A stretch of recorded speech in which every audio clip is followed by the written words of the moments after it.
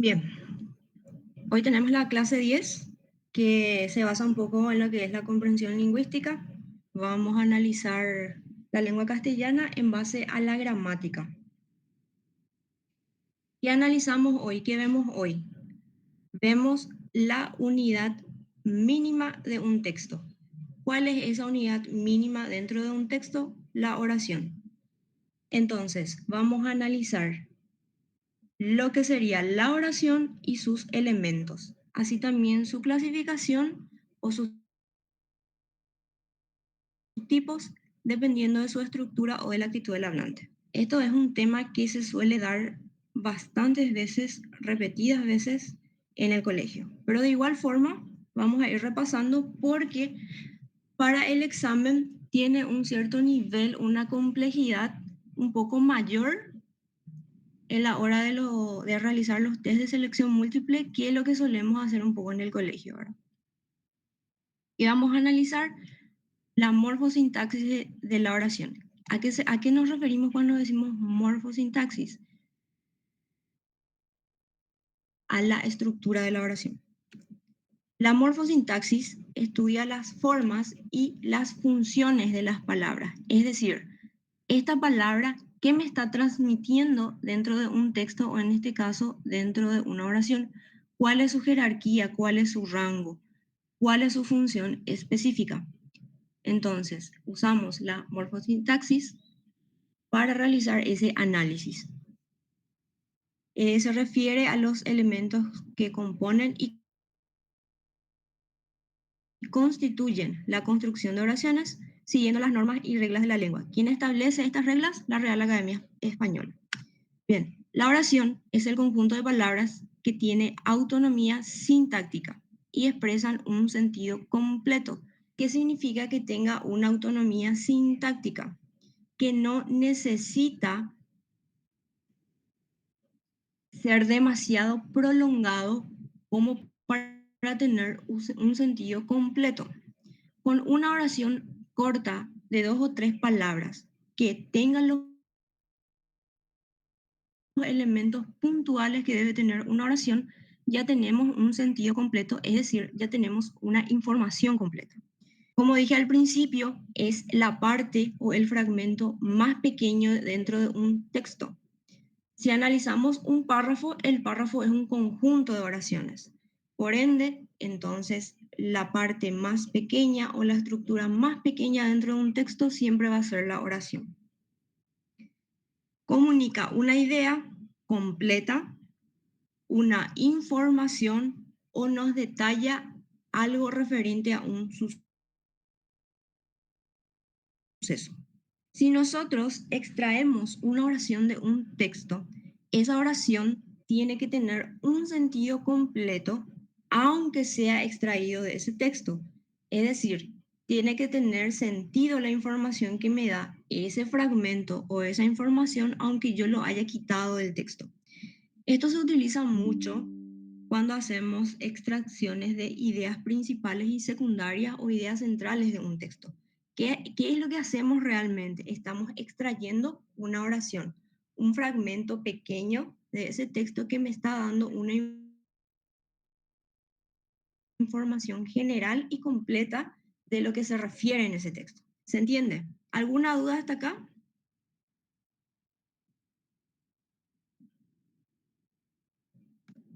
Continuamos.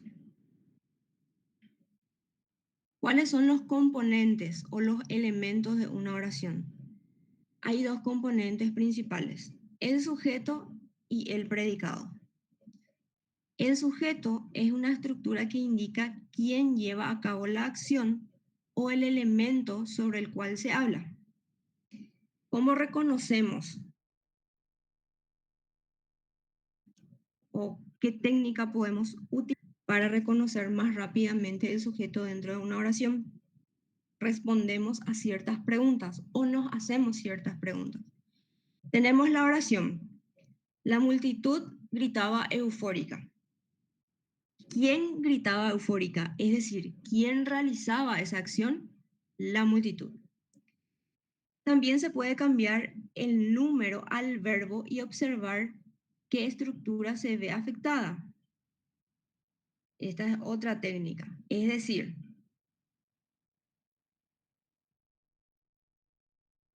si yo analizo mi primera oración, la multitud gritaba eufórica, mi verbo va a ser gritaba. En esta oración, mi verbo está en singular. Ahora, si yo pluralizo ese verbo, que sería gritaban en este caso, su plural, esto modifica también a mi sujeto. Entonces, es una forma también de identificar qué estructura o qué elemento fue el que modificó el verbo. Esta es una técnica un poquito más complicada. Para mí, o sea, a mi parecer, la primera, que es respondiendo a la pregunta de quién hace la acción o sobre quién recae la acción, es mucho más fácil de utilizar para identificar al sujeto dentro de la oración.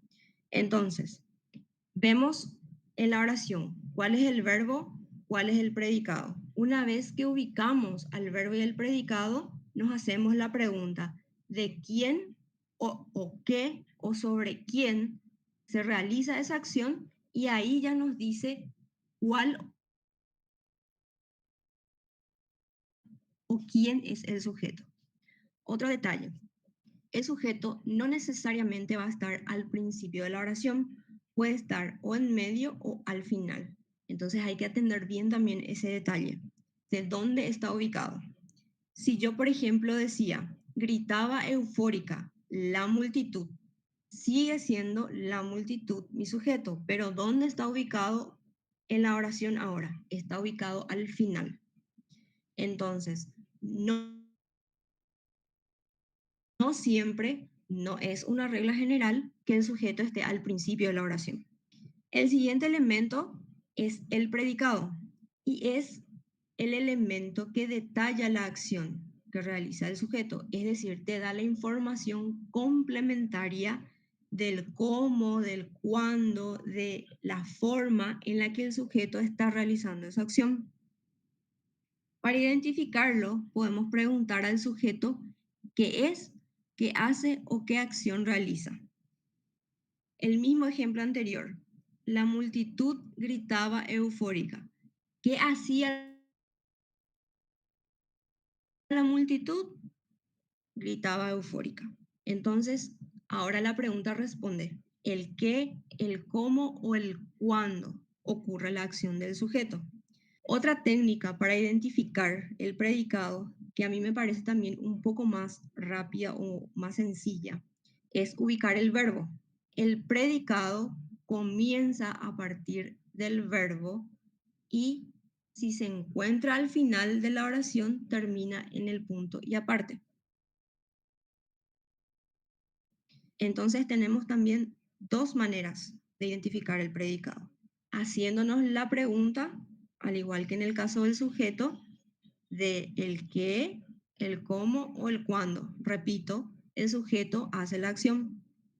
O una manera más rápida, más sencilla, identificar el verbo en la oración y a partir de ahí analizar los detalles que me da a partir de ese verbo.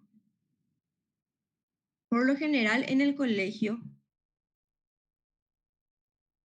se suele utilizar más esa técnica de que ubicamos el verbo y de ahí en adelante ya tenemos el predicado.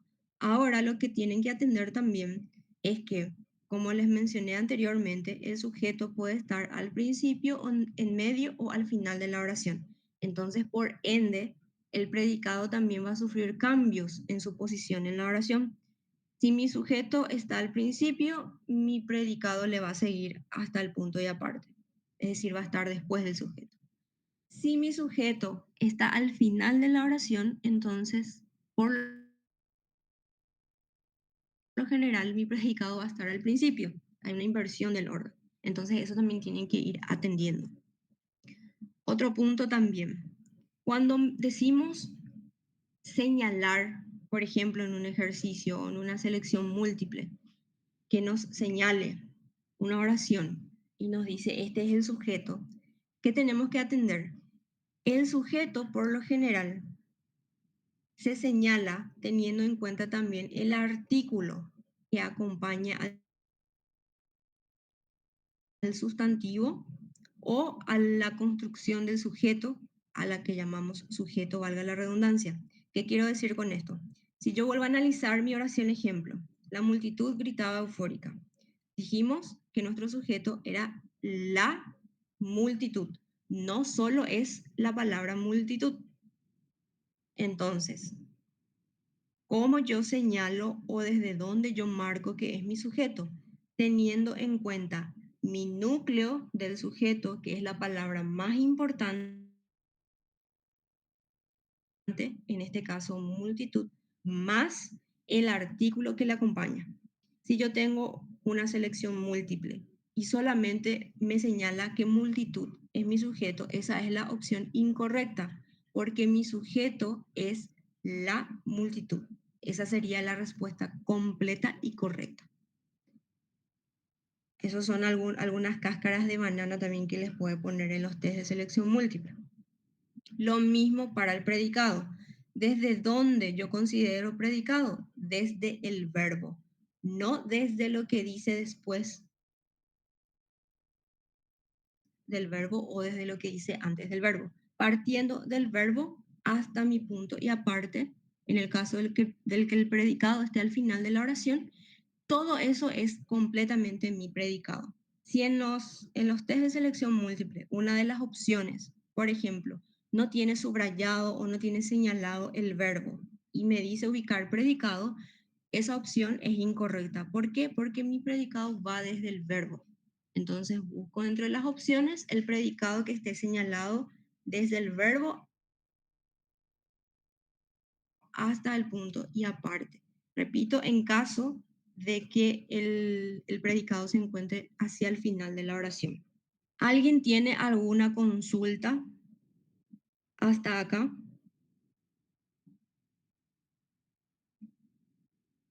Recuerden que yo no puedo ver los mensajes, entonces las consultas tienen que hacer con el micrófono. Si nadie tiene una consulta, continuamos.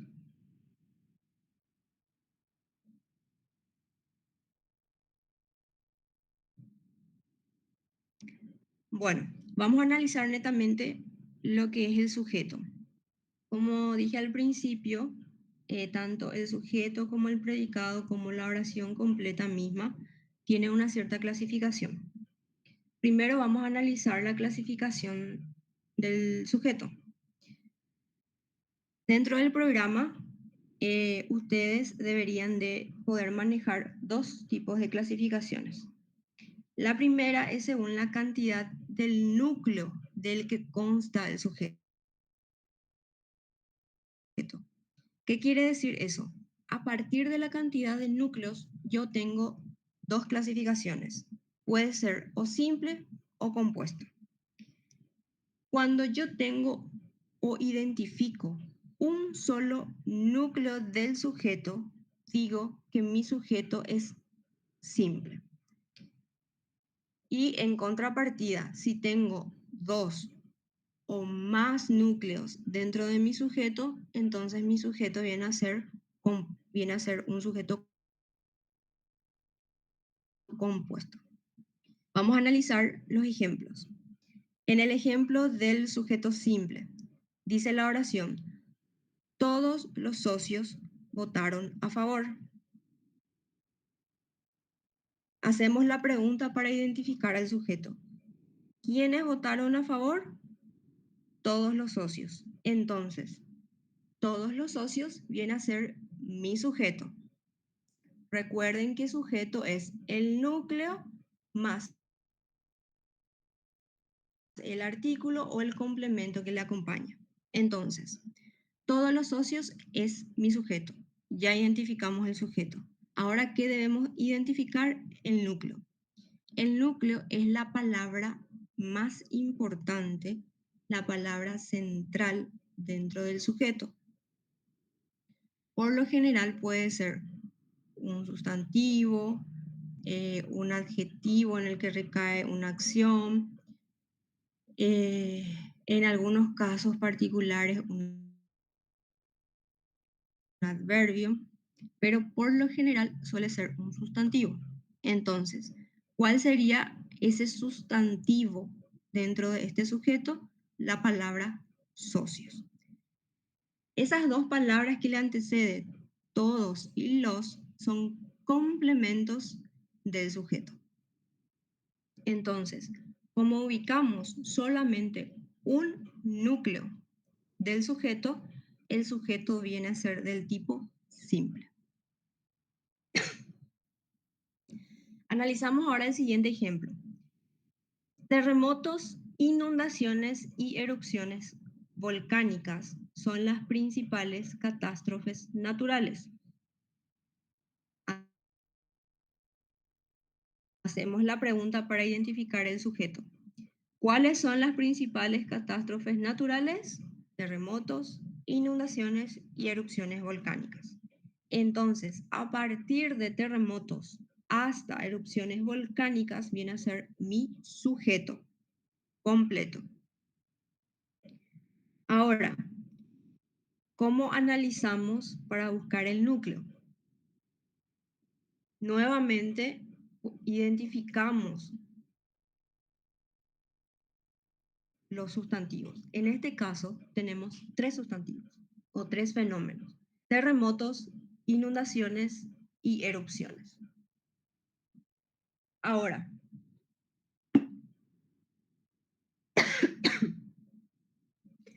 ¿por qué la palabra y volcánicas no están subrayadas?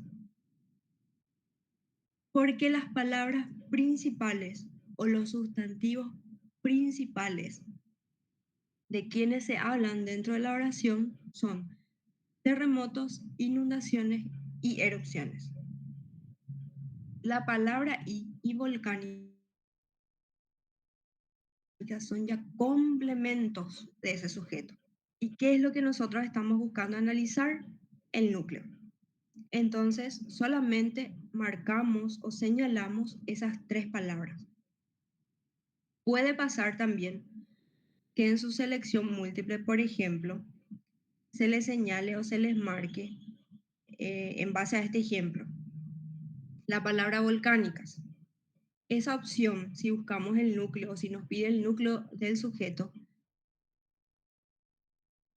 sería incorrecta. ¿Por qué? Porque volcánicas es un complemento del sujeto, pero no es el núcleo. ¿Se entiende? Entonces, si yo tengo mi test de selección múltiple y analizo solamente el núcleo de mi sujeto, debo de buscar las palabras claves o más importantes. Si sus complementos también están señalados o subrayados, esa es la opción incorrecta. ¿Se entiende? Si es que nos pregunta ver cuál de las oraciones tiene señalado correctamente el núcleo del sujeto, entonces buscamos aquellas que solamente estén subrayadas con los sustantivos o los adverbios o los adjetivos que cumplen esa función de núcleo. Los complementos no forman parte del núcleo del sujeto. Si nos pide el sujeto, sí, se tiene en cuenta el núcleo más sus complementos. Si nos pide solamente núcleos, solamente se tienen en cuenta esas palabras principales. Entonces, esas son también las posibles cáscaras de banana que le puede aparecer en sus test de selección múltiple. Continuamos. Tenemos la segunda clasificación, que es la parte del sujeto expreso y sujeto tácito. Sujeto expreso es el que está en la oración, el que se puede leer, el que se ve directamente dentro de la oración. Por ejemplo, si digo, Daniel tuvo un mal día hoy, ¿quién tuvo ese mal día? Daniel. Especifica dentro de la oración quién recibió esa acción o quién hizo esa acción. Entonces decimos que el sujeto es expreso, es decir, se ve dentro del enunciado, en palabras más simples. El sujeto tácito no aparece en el enunciado, pero se puede identificar como atendiendo el contexto o la situación. Y otra técnica para hallar ese sujeto tácito es reemplazando por un pronombre personal tónico. ¿Cuáles serían los pronombres personales tónicos? Yo, tú, él. ¿Se entiende? Entonces, en el ejemplo siguiente, se lastimó muy mal al caerse del colectivo. ¿Quién se lastimó? Reemplazamos por el pronombre personal tónico él. Él se lastimó muy mal al caerse del colectivo. Entonces, no es que esta oración no tenga un sujeto. Tiene, pero no aparece escrito dentro del enunciado. Pero se puede, analizando la oración, identificar quién es el que recibe o el que realiza la acción. Estos ejemplos se entresacó de un párrafo. Entonces sería, Daniel tuvo un mal día hoy, se lastimó muy mal al caerse del colectivo. Ese sería el párrafo completo. Si analizamos dentro del párrafo por oraciones, vemos que la primera oración tiene un sujeto expreso porque me dice, fulano de tal hizo la acción o realizó esa acción. Ahora, en la siguiente oración, él o esta persona recibió esta acción. Entonces, recapitulando, sujeto expreso se encuentra escrito dentro de la oración o dentro del enunciado. El tácito no se encuentra escrito dentro de la oración o del enunciado, pero se puede identificar. Una de las formas de identificar es según el contexto de la oración y otra es colocando un pronombre antes de esa oración y ahí encontramos quién fue el que recibió o el que hizo esa acción. ¿Se entiende? Esta parte es importante también porque se suele confundir el tema del sujeto tácito con oraciones que carecen de sujeto y son cosas muy diferentes. Por ejemplo, si yo tengo la oración o la frase auxilio, auxilio con signos de admiración. Es un tipo de oración. Ahora, yo puedo identificar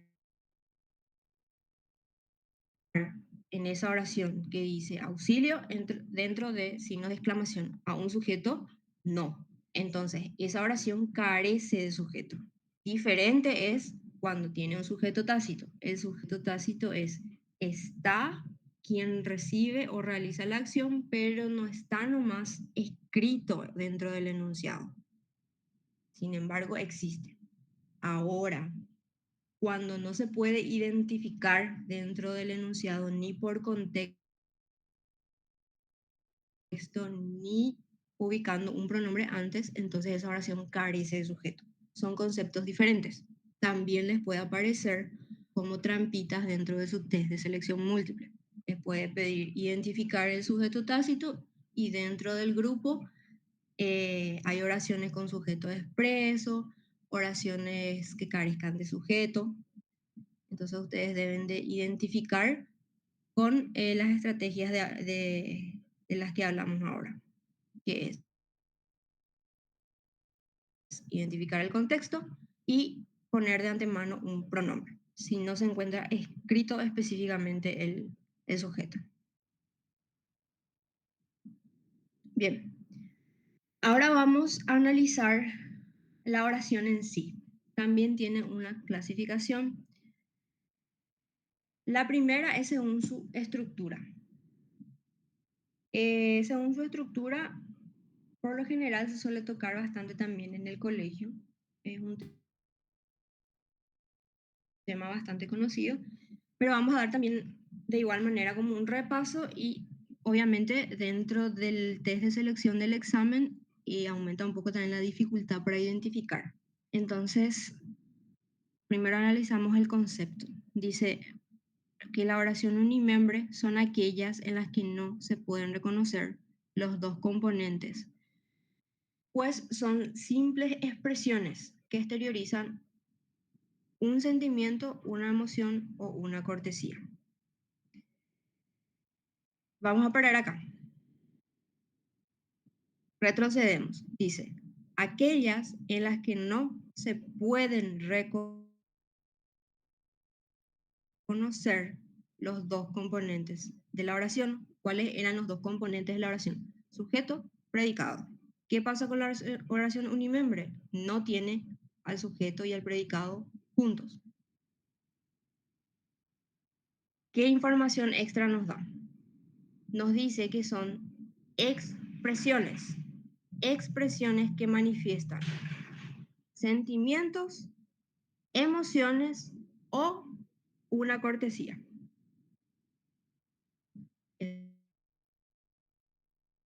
Esas son las pistas. Que describen un hecho de la realidad, pero que no involucran acciones directamente asociadas a individuos. Si, por ejemplo, yo digo la oración, hoy lloverá, estoy describiendo un fenómeno atmosférico. ¿Qué pasa con los fenómenos atmosféricos en general? Si digo, hoy lloverá, mañana caerá nieve, hoy habrá mucho sol. ¿Qué pasa con los fenómenos atmosféricos en general? Que son oraciones unimembres. ¿Por qué? Porque no hay un sujeto que realice ese fenómeno atmosférico. Si yo dentro de mi test de selección múltiple tengo que identificar oraciones unimembres y tengo un fenómeno atmosférico, directamente esa es la respuesta correcta. Porque todos los fenómenos atmosféricos o las descripciones de fenómenos atmosféricos, por lo general, se consideran oraciones unimembres. Eso es una regla general que tienen que tener en cuenta. Existen también otros casos. Seguimos analizando. No involucran acciones directamente asociadas a individuos. Lo que dije anteriormente, una persona no puede hacer la lluvia. Es una acción generada a partir de la naturaleza. Entonces, carece de ese sujeto que está realizando o recibiendo esa acción. Entonces, ¿qué nos decía la definición de oración unimembre? Que no tiene los dos elementos de la oración, es decir, o sujeto o el predicado. En este caso no tiene el sujeto, solamente tiene un predicado. Por ende, consideramos a esas expresiones o a esas informaciones de fenómenos atmosféricos como oraciones unimembres. Vemos ahora los siguientes casos. También son unimembres las oraciones impersonales, incluyendo las que describen fenómenos climáticos, las que se construyen con el verbo haber o hacer, que resultan invariables pues siempre van en la tercera persona del singular. ¿Por qué se llaman oraciones impersonales a los fenómenos atmosféricos o climatológicos y a las oraciones con el verbo haber y hacer? ¿Por qué se les dice impersonales? Porque no hay un sujeto específico que realice o reciba esa acción. Impersonal sería lo mismo que decir no personal, es decir, no hay un individuo que realice o reciba esa acción. Y atiendan muy bien lo que dice la definición. En el caso de las construcciones con verbos haber y hacer, los verbos haber y hacer deben estar en la oración en la tercera persona del singular. Si están conjugados en primera o segunda persona, ya sea del singular o del plural, no se considera oración unimembre. Solamente, repito, cuando están en la tercera, conjugados en la tercera persona del singular, se consideran oraciones impersonales, oraciones unimembres. ¿Se entiende? Tenemos un ejemplo. En el caso de fenómenos climatológicos, mañana lloverá. Ese es nuestro ejemplo. Hay un sujeto, no se puede identificar. Entonces solamente tenemos el predicado, por ende es una oración unimembre.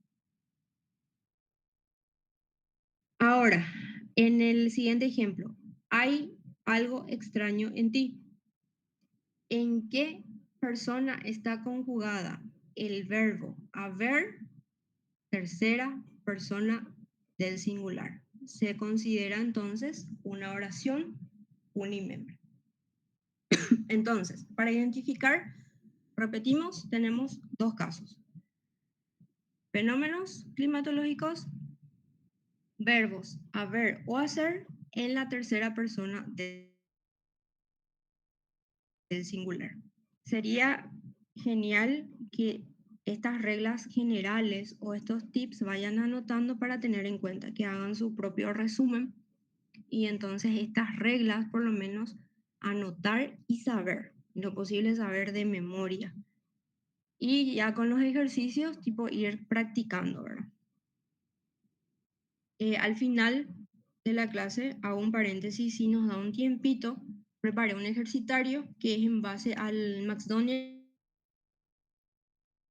que es un libro base, y en base también a algunos test de años anteriores. Si nos da el tiempo y vemos todo el material, entonces podemos hacer algún que otro ejercicio. Pero de igual manera, ese ejercitario voy a pasarles por WhatsApp y voy a subir también en el, no sé si tienen un Classroom, creo, entonces también subiría en la parte del Classroom. Si no lo podemos hacer, en todo caso, lo paso ahí. Y si es necesario, paso el ejercitario ya con las respuestas correctas también para que ustedes vayan corrigiendo de paso. Si es que no nos da el tiempo ahora de resolver. Continuamos. La siguiente clasificación es la oración bimembre. Lo contrario a la unimembre tiene los dos miembros o los dos elementos de la oración, el sujeto y el predicado. Ejemplo, Juana llegó tarde. ¿Quién llegó tarde? Juana. Entonces Juana es mi sujeto. A partir del verbo llegó hasta el punto y aparte, llegó tarde, es mi predicado. Puedo identificar ambos elementos, entonces mi oración digo que es de la clasificación bimembre. La oración puede ser bimembre y tener sujeto tácito. Otra cáscara de banana a tener en cuenta también en el test. Muchas veces tiene el sujeto tácito, en el apuro se analiza mal la oración y pensamos que es una oración unimembre. Ya vimos, por regla general, cuáles son las oraciones unimembres. Fenómenos climatológicos, oraciones o enunciados con el verbo haber y hacer en tercera persona del singular. Bien, la oración bimembre tiene sujeto y predicado. Tenemos, por clasificación, dos tipos de sujeto. Puede ser expreso, puede ser tácito. Entonces, mi oración puede tener sujeto tácito y a la vez ser una oración bimembre. Ojo con eso, que no tenga escrito el sujeto no significa que carezca de ello. Analizar bien las oraciones que no tengan un sujeto expreso, ver si no tiene sujeto tácito. Si no tiene el sujeto tácito, si no se ubica, si no se encuentra el sujeto, entonces es una oración unimembre. Pero si llega a ser el caso de que tenga un sujeto tácito, entonces sigue siendo una oración bimembre. Ojo con eso. Tenemos después la clasificación de oraciones bimembres. Estas se subdividen otra vez. Tenemos tres subclasificaciones. Oraciones transitivas, intransitivas y copulativas. Esta clasificación es un poquito complicada porque no se suele desarrollar en todos los colegios. Entonces necesito que me atiendan bien en esta parte.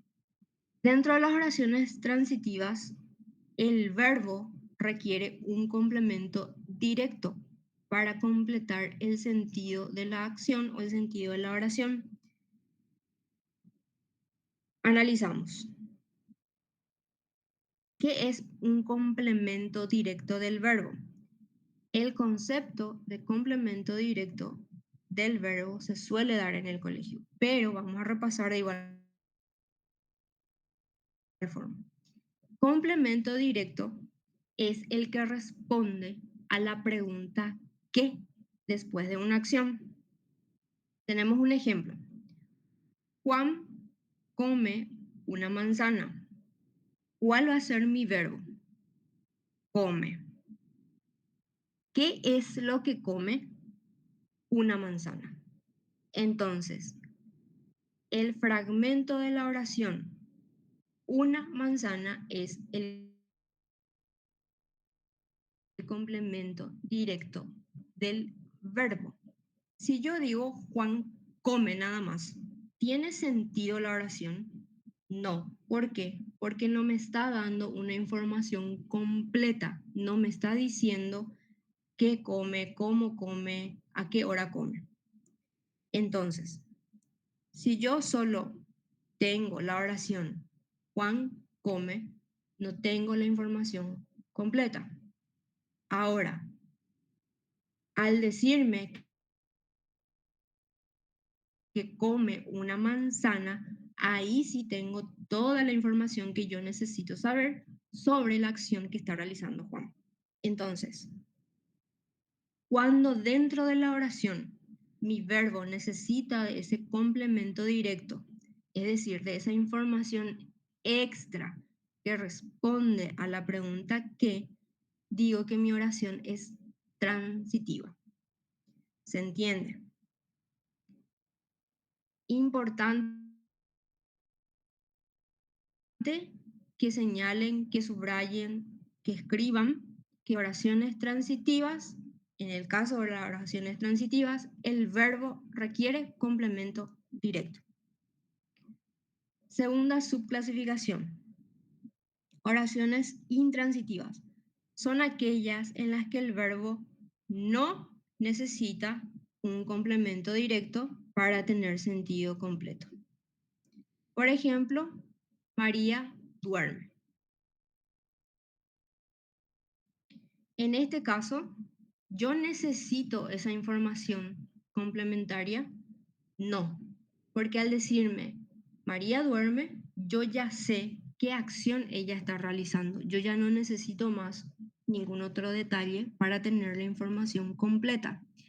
Además, si yo busco el verbo dentro de esta oración, mi verbo va a ser duerme. Si me hago la pregunta que me hago para identificar el complemento directo, que es la pregunta ¿qué? Y digo, ¿qué duerme? ¿Tiene sentido? No, no tiene sentido. Es decir, no responde a la pregunta del complemento directo o del objeto directo. Entonces, en el caso de oraciones cuyos verbos ya me den una información completa de la acción que está realizando el sujeto y ya no necesite una información extra o complementaria para darle sentido a ese enunciado, digo que mi oración es intransitiva. Por lo general, estas oraciones intransitivas contienen acciones o verbos del tipo que describen acciones cotidianas que hacemos. En el caso de dormir, correr, ciertos fenómenos también como amanecer, anochecer, cuando por lo general tienen esos tipos de verbos, directamente se les suele clasificar como oraciones transitivas. Porque, por ejemplo, si yo estoy diciendo, amanece temprano, mi verbo amanece, ya me está diciendo completamente qué acción está sucediendo. Yo ya no necesito saber, por ejemplo, en qué día está amaneciendo o quién está viendo ese amanecer. No necesito, la acción de por sí ya describe todo el fenómeno. Entonces no necesito de una información extra. Repito, los verbos que describen ciertos fenómenos, amanecer, anochecer, atardecer, o que describen acciones cotidianas, como en este ejemplo, el verbo dormir conjugado a duerme, no necesitan de esa información complementaria. Entonces, si ustedes identifican dentro de la oración ese tipo de verbos, entonces ya es ya un tip para identificar tipos de oraciones intransitivas. ¿Se entiende?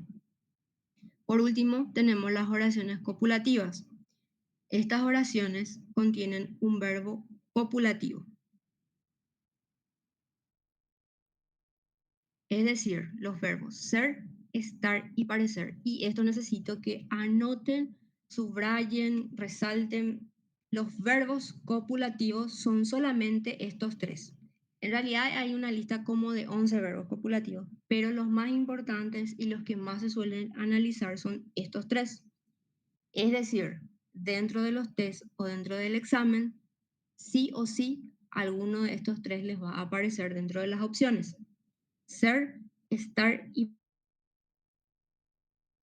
parecer.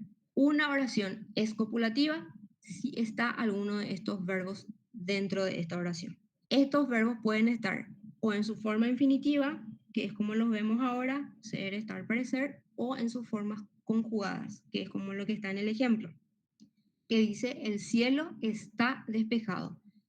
Está es una conjugación del verbo estar. Entonces, verbos copulativos son los verbos ser, estar y parecer y sus conjugaciones. Estos verbos unen al sujeto con un atributo o un complemento predicativo. ¿Qué nos quiere decir esto? Que por lo general tienen una información complementaria también, al igual que las oraciones transitivas. Vuelvo a analizar el ejemplo. El cielo está despejado. ¿Cómo está el cielo? Está despejado. Esa información extra de que se encuentra despejado es o mi atributo o mi complemento predicativo. Entonces, al igual que las oraciones transitivas, tiene un complemento, pero se diferencia de esta porque solamente se forman con estos tres verbos, ser, estar y parecer y sus conjugaciones. Recapitulamos. Oraciones transitivas, el verbo debe tener un complemento directo. ¿Cómo identifico el complemento directo? Cuando la información extra después del verbo responde a la pregunta ¿qué? Oraciones intransitivas son cuando el verbo no necesita de un complemento como para darte una información completa. Por lo general son verbos que definen acciones diarias o ciertos fenómenos climatológicos o atmosféricos. Y en el caso de las oraciones copulativas, solamente se forman con tres verbos, ser, estar, parecer, sus respectivas conjugaciones y por lo general también tienen un complemento. ¿Se entiende todo hasta acá?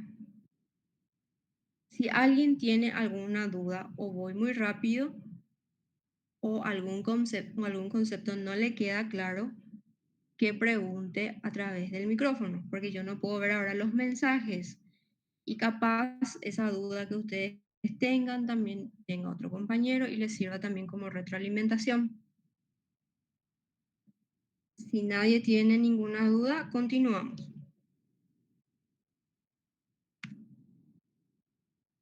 La segunda clasificación es según la actitud del hablante, es decir, el modo o la forma en la que se expresa el hablante o el individuo que expresa el enunciado o la oración. Empezamos. La primera clasificación son las oraciones enunciativas, que son aquellas que expresan ideas, conceptos, sucesos. Puede hacerse de manera positiva o negativa. De ahí parte una subclasificación. Y tenemos las oraciones afirmativas y negativas. En el caso de las oraciones afirmativas, y atiendan bien el concepto, el enunciado es es positivo. En el caso de las enunciativas negativas, el enunciado es negativo. ¿Por qué les digo que atiendan el concepto? En el colegio, cuando hacíamos ejercicios de clasificar o de señalar este tipo de oraciones, dentro de la oración, por ejemplo, teníamos las palabras o sí o no. Eh, por ejemplo, eh, sí, Juan vendrá mañana. La palabra sí a mí me indica que es una afirmativa, o sea, que es una afirmación. Si digo, Juan no vendrá mañana, la palabra no me indica que es una oración negativa. ¿Qué pasa y por qué digo que atiendan el concepto? No necesariamente son oraciones afirmativas o negativas por el hecho de llevar o la palabra sí o la palabra no. Tienen que atender el contexto de su oración. Otra trampa para su examen. Si yo suprimo el sí, pero la oración sigue teniendo un sentido positivo,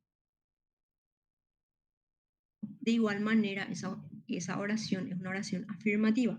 Lo mismo para el caso de las negativas. Si yo suprimo el no, pero por el contexto yo intuyo o yo entiendo que está en una negación o en un estado negativo, de igual forma se la clasifica como oración negativa. Ejemplo, los tomates de la nevera están maduros. No se observa dentro de la oración la palabra sí. Sin embargo, por el contexto, yo estoy entendiendo un sentido positivo de la oración. Entonces, de igual manera se clasifica como una oración afirmativa, porque se entiende que sí, están maduros. Por más de que no esté la palabra sí, se entiende un sentido positivo. Por ende, esa oración se clasifica como una afirmativa. Siguiente, los tomates de la nevera no están maduros. En este caso, explícitamente está la palabra no. Pero de igual manera, ya dijimos o ya establecimos que aunque no esté la palabra no, pero tiene un sentido o un contexto negativo, es una oración negativa. ¿Se entiende? Entonces, eso es lo nuevo a atender ahora. Que no porque no tenga esas palabras claves, no necesariamente no cumplen con estas clasificaciones. Y sabes un poco la diferencia de lo que estuvieron dando en el colegio, digamos. Y es la trampita que se les puede poner en el examen también. Siguiente clasificación, dubitativas. Expresan o duda o posibilidad. Quizás vaya a la fiesta. ¿Qué me está indicando? Una posibilidad. Entonces, puedo identificar que es una oración dubitativa. Dos conceptos, dos emociones principales. Duda o posibilidad. Siguiente ejemplo, me parece que quien llamó era Juan. ¿Qué expresa? Una duda, porque no está seguro que Juan fue el que llamó. En este caso, la oración expresa una duda. En la primera oración, quizás vaya a la fiesta, expresa posibilidad. En la segunda oración de referencia, me parece que quien llamó era Juan, expresa duda. Tal vez se equivocó. Nuevamente expresa una posibilidad. ¿Se entiende? Entonces, en el caso de la dubitativa, no solamente expresamos duda, sino también una posibilidad. A tener en cuenta también eso en para los test o para el examen. Desiderativas expresan anhelo o deseo del emisor y por lo general utilizan tiempos del modo subjuntivo. Si es que ya dieron la parte de verbos y sus conjugaciones, entonces tipo, van a estar más familiarizados con este modo subjuntivo. Pero de igual forma, la idea principal de la información que quiere transmitir este tipo de enunciado es el anhelo o el deseo. Vemos algunos ejemplos. Ojalá el domingo esté soleado. ¿Cuál es la palabra que me da hincapié a que es un deseo? La palabra ojalá. Espero que la pasen muy bien en la fiesta. ¿Cuál es la palabra clave que me da tipo la señal o la pista de que es desiderativa? La palabra espero. Me gustaría ir a la playa. Existen palabras específicas para el caso de las desiderativas y para poder identificarlas de manera más rápida. En este caso tenemos tres y sería bueno también que tipo hagan una listita como para que les sea mucho más fácil identificar en los enunciados. Ojalá, espero, me gustaría, anhelo que, espero que, etcétera. Eh, Al final, hago un paréntesis, al final de la presentación, de esta presentación, yo cité dos fuentes importantes que pueden tener en cuenta también a la hora de estudiar. Su libro base siempre va a ser el Macedonian. Ese libro es con el cual, o sea, el libro el que tienen que dominar, digamos, para rendir. Pero hay dos páginas que son bastante completas y que suelen explicar de manera más práctica, más accesible, más entendible ciertos conceptos. La página de la Real Academia Española, que tiene todos estos conceptos también con ejemplos, y una página que se llama 50 ejemplos. El link está al final de la presentación. Esa página también tiene conceptos y demás parecidos a los que estamos desarrollando ahora, pero con un vocabulario mucho más sencillo y con muchísimos ejemplos que ustedes pueden usar con resúmenes de palabras claves, de pistas, de tips, como para ir haciendo ejercicio, identificar tipos de oraciones en este caso, eh, para los contenidos que ya estuvieron desarrollando. Ustedes nada más ponen en el buscador el contenido y si la página tiene el contenido en sí, valga la redundancia, entonces te da todos los conceptos eh, dentro de la página con ejemplos y como dije, pistas y tips como para reconocer más rápido. Esa página se hizo en base a la reglamentación de la Real Academia, o sea, es como una extensión, digamos. Entonces, siempre primero el libro base y como información complementaria o para hacer sus resúmenes o si un concepto les es un poco complicado de entender dentro del libro del Macedonia, pueden consultar en esas páginas. Eso entre paréntesis. De igual forma, como les dije, al final de la presentación están los links. Continuamos. Ahora vamos con la clasificación de las exhortativas, también conocidas como imperativas. Creo que en el colegio solíamos dar como oraciones imperativas, pero ahora también se las conoce como exhortativas. Eso es importante también que sepan que eh, a ciertas clasificaciones, a ciertos conceptos se le puede llamar de una o más formas. En este caso, me puede pedir dentro del examen señalar o clasificar como oraciones exhortativas o imperativas. Uno de los dos nombres puedo utilizar. Entonces, se utilizan para dar órdenes, pedir algo, suplicar o rogar o realizar una prohibición. Entonces, tenemos cuatro acciones que definen a una oración imperativa o exhortativa. Dar una orden, pedir, suplicar o rogar o realizar una prohibición. Ejemplo, ven aquí ahora mismo. En este caso, ¿cuál de los conceptos estamos aplicando? El de dar una orden. Ven aquí ahora mismo. A veces también suelen poner signos de puntuación y demás para este tipo de oraciones, pero por lo general se utilizan a sí mismos, sin los signos. Hay casos particulares, especiales, que suelen poner algún signo de puntuación como para dar énfasis. Pero por lo general, leyendo la oración y según el contexto ya se entiende el sentido. En este caso se entiende perfectamente que está dando una orden. Por favor, ayúdame a hacer la tarea porque no la entiendo. ¿Qué concepto estamos aplicando? El de pedir algo. Prohibido estacionar, una prohibición. Acá también hay palabras claves también que pueden utilizar. Cuando dice por favor, por lo general, o es para pedir algo o porque es una súplica o ruego. Entonces, cuando la oración tiene la palabra por favor, directamente ya podemos asumir que es una imperativa o exhortativa.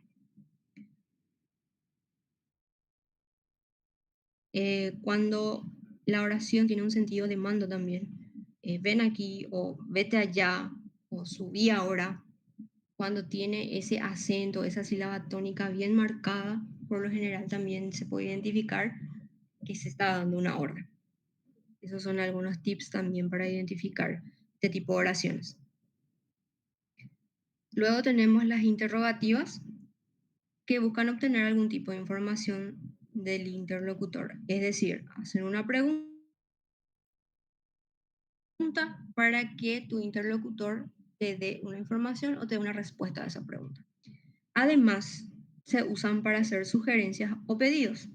En el caso de las interrogativas, hay una subclasificación también. Pueden ser directas e indirectas. Las interrogativas directas es cuando se observan los signos de interrogación, que es lo más común, lo que siempre vimos. Indirecta es cuando no tienen esos signos de interrogación, pero se entiende que está haciendo una consulta o una pregunta. Bien, vemos los ejemplos. ¿Quieres ir al cine conmigo el sábado? Tiene el signo de interrogación, es una interrogativa directa. ¿Qué hora es? ¿Me prestas tu abrigo? Acá observamos que todas las oraciones de ejemplo son interrogativas directas. ¿Por qué? Porque tienen el signo de interrogación. Ahora supongamos que en el caso de ¿me prestas tu abrigo? No tienen signo de interrogación, pero yo estoy haciendo una consulta indirectamente. Entonces se clasifica como interrogativa indirecta. Exclamativas son las que reflejan una emoción que puede ser enojo, sorpresa, alegría, miedo, etc. Es decir, todas las emociones, todas aquellas que representen una cierta euforia, son clasificadas como exclamativas y siempre, siempre, siempre tienen el signo de exclamación. En este caso no hay una subclasificación. Tiene signo de exclamación, directamente se clasifica como oraciones exclamativas. Por ejemplo, saqué un 10 en el examen final, qué susto me diste, qué día tan hermoso. Todas con signo de admiración.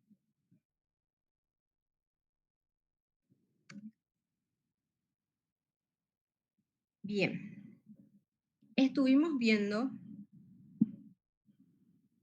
hasta ahora elementos que componen la oración: sujeto y predicado.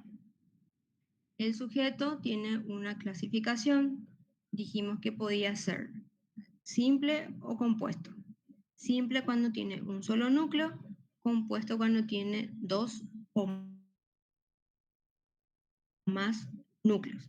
Puede ser expreso cuando se escribe, se lee directamente en el enunciado, o tácito cuando no está presente de manera escrita en el enunciado, pero por el contexto se entiende que hay un individuo que realiza o recibe la acción. Vimos también que se puede clasificar la oración en sí según su estructura. Es decir, si tiene ambos elementos, sujeto y predicado, dijimos que podía ser una oración bimembre. Caso especial a tener en cuenta: si tiene sujeto tácito, igual sigue siendo una oración bimembre. Unimembre es cuando carece de uno de los elementos de la oración, es decir, carece de sujeto o de predicado. que podían ser fenómenos climatológicos u oraciones con los verbos haber y hacer en tercera persona del singular. Vimos también una subclasificación: oraciones transitivas, intransitivas y copulativas. Transitivas cuando el verbo necesita de un complemento directo. El complemento directo responde a la pregunta ¿qué? Intransitivas cuando el verbo no requiere de este complemento. Por lo general son verbos que describen fenómenos atmosféricos o verbos que describen acciones cotidianas. Verbos, oraciones copulativas se forman con verbos copulativos: ser, estar y parecer y sus conjugaciones. Después tenemos la clasificación de la oración según la actitud del hablante.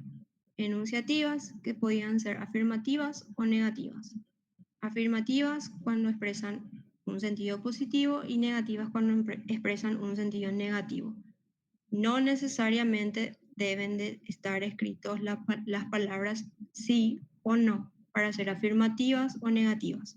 Depende del contexto de la oración también.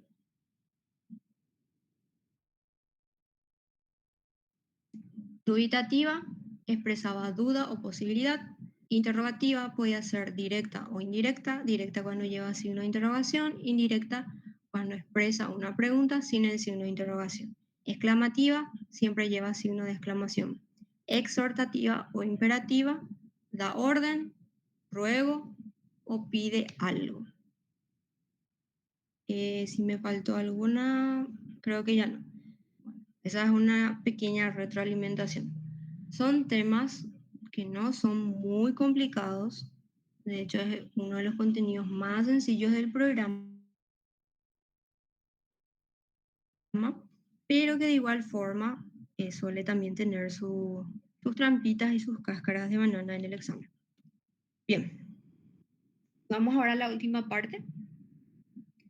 Otra clasificación de la oración. La oración puede ser simple o compuesta. Cuando una oración es simple, cuando se identifica un solo verbo conjugado. Verbo conjugado. Ejemplo, la plaza está desierta. ¿Cuál es mi verbo? El verbo está. El verbo está es la conjugación del verbo estar. Como en la oración yo solamente identifico un solo verbo, digo que la oración es simple. Acá suele ocurrir también que se confunde bastante con el tema de sujeto simple y compuesto. Lean bien el enunciado de su examen. Si les pide identificar o sujeto simple o compuesto, para definir si el sujeto es simple o compuesto, se tiene en cuenta el núcleo del sujeto. Para definir si la oración es simple o compuesta, se tiene en cuenta la cantidad de verbos dentro de la oración. Si hay un solo verbo conjugado, mi oración se clasifica como simple. Si tengo dos o más verbos conjugados, decimos que mi oración es compuesta. ¿Por qué hago énfasis en verbos conjugados? Porque hay oraciones que se forman con verbos de manera, o sea, con los verbos impersonales, mejor dicho. Por ejemplo, con el infinitivo. Si mi oración anterior estuviera el verbo estar, estar es en su forma infinitiva. Ese verbo no está conjugado, es un verbo impersonal. entonces ese verbo a mí no me sirve para clasificarlo como simple o compuesto. ¿Por qué? Porque por definición me pide identificar verbos conjugados. Volvemos a la oración compuesta. ¿Qué nos dice la definición? Dos o más verbos conjugados, por lo cual contiene más de un predicado.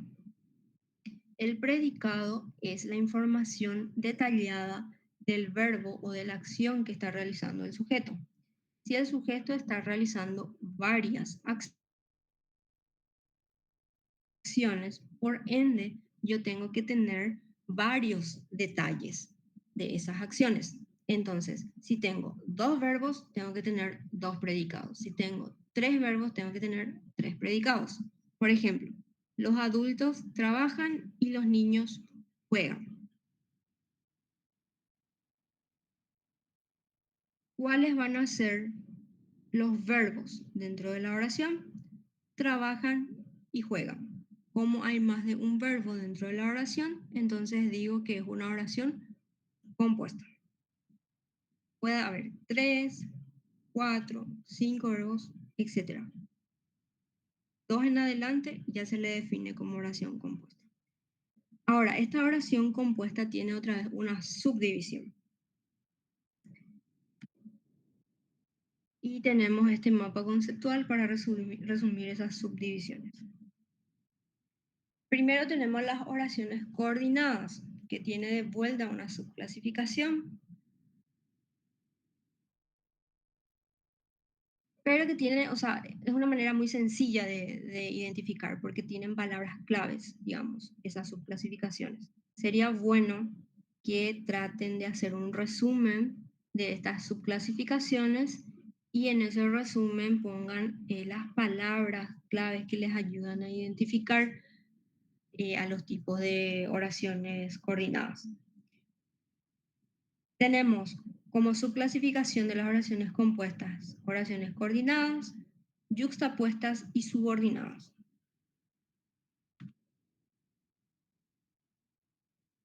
Dentro de las oraciones coordinadas tenemos de vuelta una subclasificación. Esta subclasificación consta de 5 partes. Primero, tenemos la oración coordinada copulativa. Indica unión o suma. ¿Cuáles son los nexos o las palabras claves que dentro de la oración te ayudan a identificarlas como una coordinada copulativa? Los nexos y, e y ni. Los nexos se usan para unir conceptos, oraciones, palabras, etc. Ejemplo, Juan come y Pedro mira. ¿Cuál es el nexo? La Y. Entonces, como la Y está como nexo, digo que es una oración coordinada copulativa. Adversativa expresa oposición o contraste. ¿Cuáles son los nexos más importantes o más utilizados? Pero, si no o si no que, sin embargo, ahora bien, no obstante. Estudió mucho, pero no aprobó. ¿Cuál es el nexo? La palabra pero. Entonces yo lo identifico como una oración coordinada adversativa. La coordinada disyuntiva indica significados que se excluyen entre sí.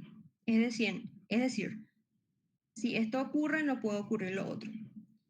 Los nexos más habituales son o, u, o bien. Ejemplo, ven pronto o me iré. ¿Cuál es el nexo? La palabra o. Entonces, al tener la palabra o, lo clasifico como coordinada disyuntiva. La coordinada distributiva indica una referencia o elección alternativa. Vemos el ejemplo. Bien ríe, bien llora. Vemos dentro del cuadro de nexos frecuentes que utilizan los nexos de manera repetida. Por ejemplo, bien, bien, ya, ya, unos, unos, etc. Ahora, ¿cómo en realidad se utilizan esos nexos dentro de la oración? Miramos ahora el ejemplo. Bien ríe, bien llora. Es decir, te da opciones y antes de decirte esas opciones, utiliza estos nexos. Por ejemplo, ya llegará, ya vendrá,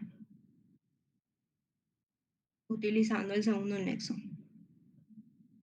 Unos duermen, otros bailan. Utilizo otra vez el siguiente nexo. Es decir, esta oración lo que hace es utilizar estos nexos para dar idea de opciones o de sugerencias. Por eso dice su significado que te da una referencia a una elección alternativa. Oraciones coordinadas explicativas. Una proposición explica o aclara el significado de la anterior. Es decir, esto es, o sea, Luis murió, es decir, María enviudó. Por lo general, en el caso de las coordinadas explicativas, sus nexos suelen ir entre comas. Cuando estos nexos van entre comas, indirectamente ya te da luego hincapié a que te está aclarando o que te va a dar una información extra después de la coma.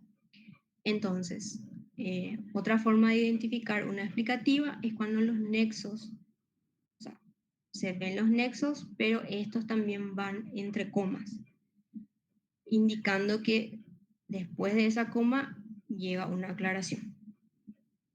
Entonces, tenemos 5 subclasificaciones dentro de las coordinadas: copulativa, adversativa, disyuntiva, distributiva y explicativa. ¿Cómo identifico esta subclasificación? Tenemos los nexos que nos indican qué tipo de oración coordinada es. Este cuadro sería bueno que tengan también como resumen. No necesariamente necesitan poner el significado de ejemplo. Pueden poner directamente el nombre de las clases y los nexos. Entonces ya le va a ser mucho más fácil identificar después en los ejercicios. Ahora, el siguiente tipo de oración compuesta es la yuxtapuesta. Las oraciones yuxtapuestas utilizan como nexo signos de puntuación. ¿Cuáles son esos signos de puntuación? 2 puntos, punto y coma y la coma. Si yo identifico estos signos de puntuación dentro de la oración, entonces automáticamente la clasifico como oraciones yuxtapuestas.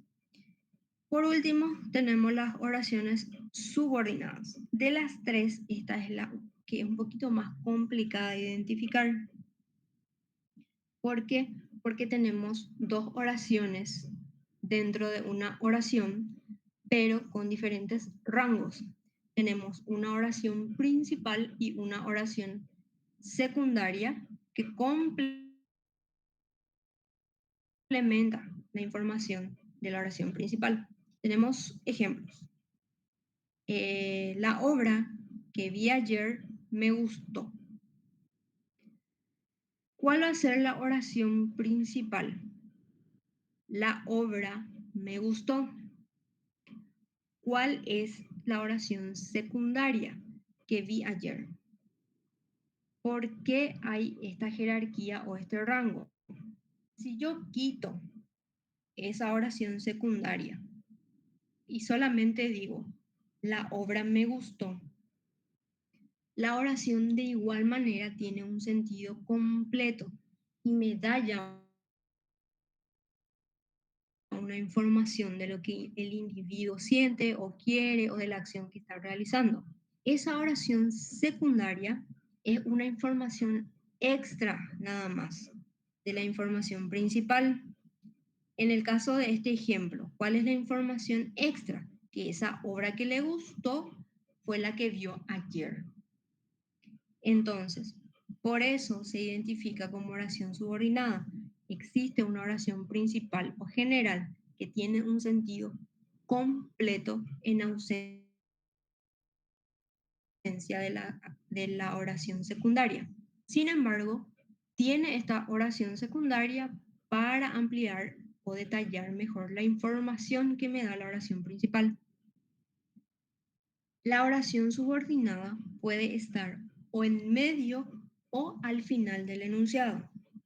Atiendan bien también eso. En el siguiente ejemplo, iremos cuando nos llamen. ¿Cuál va a ser la oración principal? Iremos. En este caso hay un sujeto tácito. Ojo. Entonces, la oración principal es iremos. ¿Por qué? Porque con esa información yo ya sé que estos individuos van a ir a alguna parte. Ya tengo la información más importante. Ahora, ¿cuál es la información secundaria que depende de esta oración principal? Cuando nos llamen. Con la oración principal iremos, yo ya entiendo la acción que se va a realizar. Pero con la oración secundaria, ¿qué es lo que me dice? Me da una información extra del cuándo se va a realizar esa acción. ¿Se entiende? De ahí viene el nombre de subordinada. Existe una jerarquía, existe una oración principal que tiene un sentido completo en ausencia de la oración secundaria.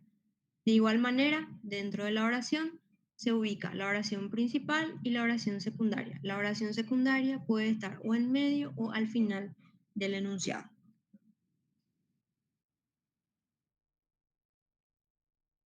Por lo general, las subordinadas son las que suelen crear más confusión. Entonces, no hay un nexo específico como para identificar una secundaria. Es leer la oración, identificar la oración más importante o la oración principal y la oración secundaria que me da una información extra nada más y que depende o deriva sí o sí de la oración principal. Es leer bien, atender, identificar la oración principal y luego encontrar la oración secundaria. No hay un nexo o una pista directa que te ayude a identificar una oración subordinada, a diferencia del caso de las coordinadas y de las yuxtapuestas. Bien. Las fuentes que les mencioné anteriormente son estos links, que es la página de ejemplos. Como les dije, usa información base de la Real Academia Española y la página oficial de la RAE, que también si ustedes ponen algún concepto o alguna duda o alguna pregunta, les salta todas las respuestas referentes a esa duda. Ojo, esto es una información complementaria. Siempre ustedes deben de estudiar a partir de su libro base y hacer los ejercicios de su libro base. Una vez que terminen de estudiar de ahí, o si algo no les quedó claro, o si tienen alguna duda, entonces consultan a otras fuentes. Y dentro de esas fuentes complementarias, mi recomendación son estas dos. ¿Alguien tiene alguna consulta?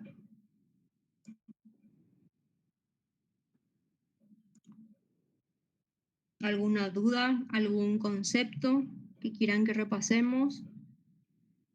¿En algún concepto fui demasiado rápido? Profe, una consulta. Sí, Por ejemplo, en esa decime. parte, para diferenciar de las oraciones simples y compuestas, bueno, eso se diferenciar Sí. tiene que tener el verbo conjugado. Si tiene más de un Ujú, verbo conjugado, sería compuesta, ¿verdad? sí, Y así mismo. para los otros sujetos simple y compuesto, ese es por el núcleo del sujeto, o sea, cuántos sujetos tengo para saber si es oración simple, ¿verdad? ¿O cómo sería eso? Se salió entrecortado la última parte cuando me hiciste la consulta de sujeto simple y compuesto. ¿Me repetís otra vez, por favor? Sí, sí, sí. ¿En qué clasificación de oraciones entraría sujeto simple y sujeto compuesto para identificar, o así lo me va a pedir en el examen, identifique el sujeto, ¿verdad? ¿O cómo sería?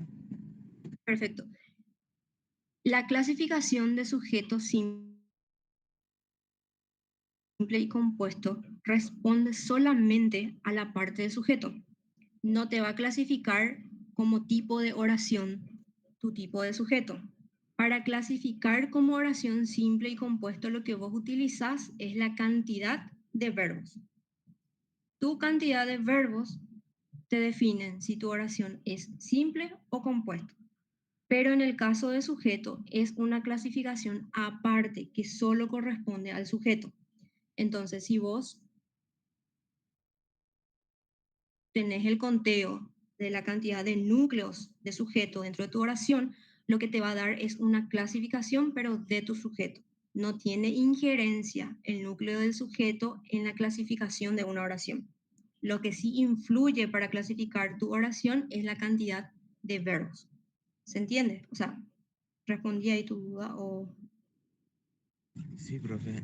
Entonces, sujeto simple y sujeto compuesto sería entonces el enunciado, si por ahí me preguntan, ¿verdad? Sí, así mismo. En el examen te va a poner, eh,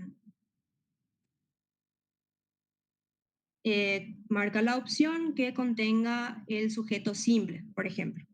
Directamente te va a poner eso. Y ahí vos tenés en cuenta la cantidad de núcleos que vos tenés en tus enunciados. Ahora, si te pide clasificar la oración según sea una oración simple, entonces lo que vos mirás es tu cantidad de verbos, pero te va a especificar luego en tu enunciado si se refiere a clasificación de sujeto o clasificación de oraciones. Entiendo, profe. Muchas gracias. Dale. ¿Alguna otra consulta para ir cerrando? Como ya es la hora, lo que voy a hacer es pasarles el ejercitario que les había dicho. Tiene ejercicios del Maxdonia y ejercicios de test de años anteriores. Es una mezcla. Les voy a pasar ese ejercitario ahora y el fin de semana les voy a pasar el ejercitario con las respuestas correctas como para que puedan controlar, porque van a seguir teniendo clases mañana, entonces como para que puedan ir viendo el fin de semana. Entonces le paso el ejercicio, o sea, el ejercitario ahora y el fin de semana el ejercitario corregido. Voy a pasarles por el WhatsApp y voy a consultar si puedo subir también en el Classroom. Si es que no tienen alguna otra duda para ir cerrando,